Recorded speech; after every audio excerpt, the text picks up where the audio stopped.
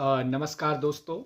आज बात करेंगे कि जो पीजीटी वाले हैं वो नेट की तैयारी कैसे कर सकते हैं। हालांकि ये वीडियो उन सभी के लिए है जो नेट की प्रिपरेशन करना चाहते हैं। ये वीडियो बनाने का मकसद कुछ यूं हुआ कि जो पीजीटी का एग्ज़ाम हुआ उसके बाद कई सारे मेरे जो पीजीटी के दोस्त थे उन्होंने कहा कि नेट की प्रिपरेशन पर एक वीडियो बना दीजिए ताकि हमें एक आइडिया सा हो सके कि तैयारी कैसे करनी है। सबसे पहले तो बधाई देना चाहूँगा कि आप लोग जो पीजीटी की तैयारी कर रहे हैं आपने कम से कम 40% सिलेबस तो कवर कर लिया होगा। और यकीन मानिए अभी लोहा गर्म है, हथौड़ा मारने की ज़रूरत है। आप लोगों ने जो इतनी शिद्दत के साथ पीजीटी की तैयारी की थी, अगर आप अभी अगर आपने नेट भरा है तो आप उसका रिज़ल्ट यहाँ भी देख पाएंगे। अन्यथा आप दिसंबर के लिए अगर मान के चलो थोड़ा सा भी खुद को पुशअप करेंगे तो मैं दावे के साथ कह सकता हूँ कि जितनों ने भी प्रिपरेशन की है, अगर शिद्दत से प्रिपरेशन की है पीजीटी की, तो आप यूजीसी नेट का एग्ज़ाम निकाल देंगे।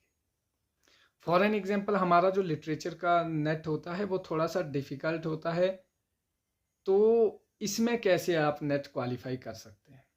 जैसे बाकी सब्जेक्ट भी डिफ़िकल्ट होते हैं क्योंकि नेट तो नेट है, लेकिन एज कंपेरेटिव वो इसलिए होता है क्योंकि आप जानते हैं हमारा जो लिटरेचर का सिलेबस होता है वो एक जैसा नहीं होता है, इसीलिए डिफ़िकल्ट होता है। बाकी ऐसा कुछ नहीं है कि बाकी सब्जेक्ट इजी होते हैं, ऐसा बिल्कुल नहीं है।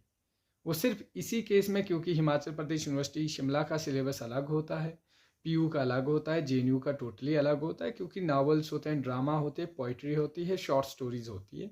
ये टोटली हर जगह का अलग होता है, इसीलिए डाइवर्सिटीज़ होती है। इस कारण जो है सिलेबस को आप जज नहीं कर सकते।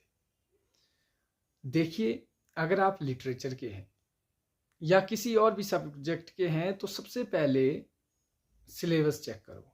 जैसे ये आप स्क्रीन के ऊपर सिलेबस देख रहे हैं, यूजीसी नेट इंग्लिश का सिलेबस। और फर्स्ट पेपर तो होपफुली आप लोग बीएड स्टूडेंट है तो आप लोगों का फर्स्ट पेपर तो ऑलरेडी अच्छा ही होता है। क्यों? क्योंकि थोड़ी सी आपको रिसर्च में जान मारने की ज़रूरत है, इन्वायरमेंट में और आईसीटी और हायर एजुकेशन में। बाकी मुझे नहीं लगता कि आप लोगों से बेटर कोई अटेम्प्ट कर पाता है या कर सकता है।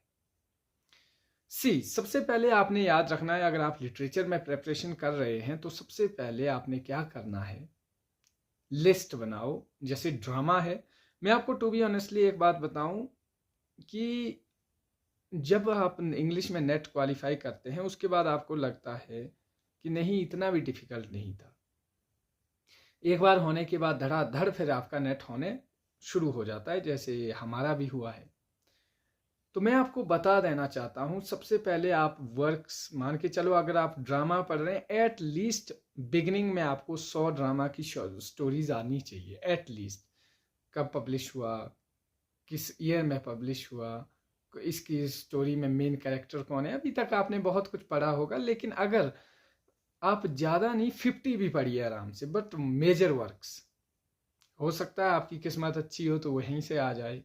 फिर उसके बाद पोइट्री, और पोइट्री जैसे मेन इंपॉर्टेंट पोइट्री जैसे आप जॉन डन है, रोमांटिक पोइट्स है आपके वर्ड्सवर्थ, ठीक है, कई सारे हैं, कीट्स है। तो वहाँ पर जो रोमांटिक पोइट्री में जितने सारे पोइट हैं उनको पकड़िए। 20वीं सेंचुरी में जो नोबेल प्राइज़ विनर है, बुकर प्राइज़ विनर है, उनके वर्क्स को पढ़िए, वहीं से पेपर आता है। और ख़ासकर आज के दौर में जो सबसे ज़्यादा इम्पॉर्टेंट चीज़ है वो है क्रोनोलॉजिकल ऑर्डर, ठीक है। और बड़ी इंटरेस्टिंग चीज़ ये है कि अगर आप जैसे नॉन फिक्शनल प्रोज कम से कम ज़्यादा नहीं 25 से 30 कोई मेजर से, ये दोस्तों मेरे नॉन फिक्शनल जो नेट के लिए नोट्स है जहाँ से आने की पॉसिबिलिटी रहती है, अगर आप नोट करना चाहो तो नोट कर सकते हो। मतलब मैं आपको आइडिया दे रहा हूँ कि ये भी आप पढ़ के जाओगे नॉन फिक्शन तो ये भी काफ़ी काम आएंगे।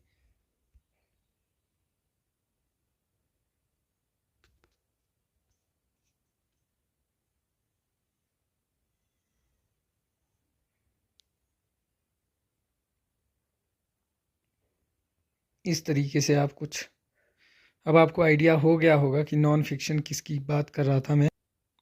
अगर आप इनको भी एक बार लिख लेंगे तो आपको ये मतलब यहाँ से 3 या 4 क्वेश्चन आने की पॉसिबिलिटी है।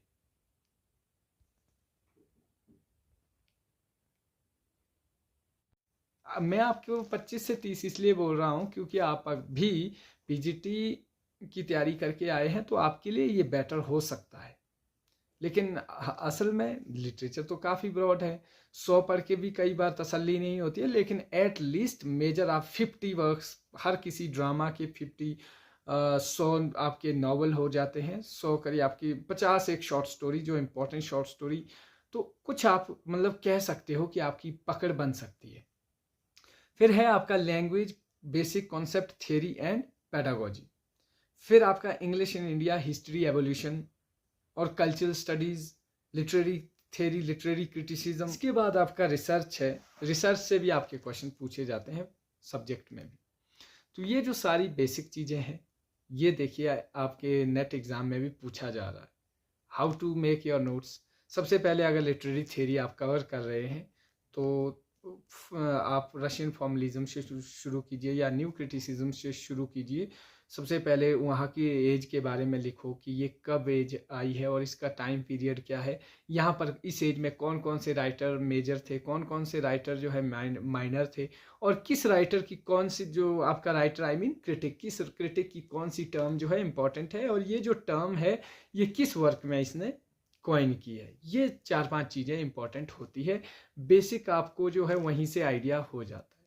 जैसे न्यू क्रिटिसिज्म है, किसने कॉइन किया है, ठीक है, जोल ई स्पिनगान, कब किया है, 1910 में। फिर सबसे पहले कहाँ से ये वर्ड यूज हुआ है, द न्यू क्रिटिसिज्म से, ठीक है, जॉन क्रो रैनसम 1941 बुक में। उसी तरह यहाँ पे और कौन था, ये रिचर्ड्स था, टी.एस. एलियट था। तो मतलब ये सारी बेसिक जानकारी आपके माइंड में होनी चाहिए। फिर है आपका इंडियन लिटरेचर। इंडियन लिटरेचर आपको बेसिक आइडिया होना चाहिए। जितने भी बुकर प्राइज विनर है, जो साहित्य अकेडमी अवार्ड विनर है, उनके बारे में पढ़ो, उनके वर्क्स पढ़ो, कुछ मेजर वर्क्स पढ़ो, लेकिन उनके वर्क्स की क्रोनोलॉजी अच्छे से पढ़ो। तो अभी आपने बहुत मेहनत की है, तो आप लोगों के लिए ये एक रामबाण साबित हो सकता है। इसलिए मैं यही कहूँगा कि अच्छे से प्रिपेयर करो। अगर अभी आपने अच्छे से पढ़ा है तो ये आपको बहुत कुछ मतलब साबित करने वाला है। क्या पता इस बार आपका नेट हो जाए। तो don't lose hope and all the best for your exam. Thank you so much for watching this video. Have a nice day.